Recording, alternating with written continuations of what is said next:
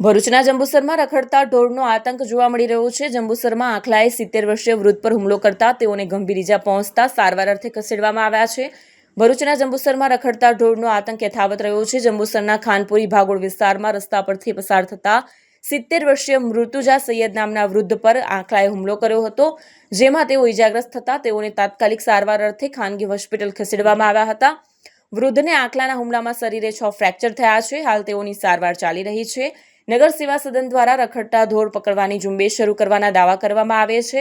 આમ છતાં રખડતા ઢોરનો આતંક યથાવત રહ્યો છે, ત્યારે નગર સેવા સદન દ્વારા ઢોર પકડવા નક્કર કાર્યવાહી કરવામાં આવે તેવી લોકો માંગ કરી રહ્યા છે।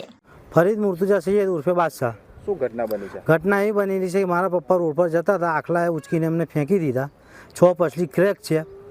હું એવી વિનંતી મારું નગરપાલિકાને બી કે ભાઈ આ વારેવાર આ બનાવ બનશે, આ તમારા પપ્પા હતા, એમને કશું જાનહાનિ થયું હોત કે બીજું કોઈ નુકસાન થયું તેની જિમ્મેદારી કોણ?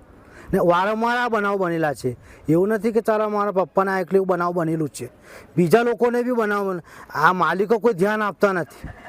આ વિસ્તારમાં એવું છે કે જો ઢોરને કંઈ નુકસાન થાય કોઈથી અકસ્માતથી કે ગમે તે તો આખું ગામ ભેગું થઈ જાય ને માલિકો બની જાય। હું પોતે રબારીવાળમાં ગયો, પોતે રબારીઓને એવું કીધું કે ભાઈ આ માલિક કોણ છે, તો કોઈ માલિક બતાવતું નહોતું। બરાબર, હવે અમે કંઈ કરવા જઈશું એને ચાલીશું તો બધા માલિક થશે। હવે તદનંતર કે ભાઈ આવતીકાલે કોઈ બીજાને થશે એની જિમ્મેદારી કોણ?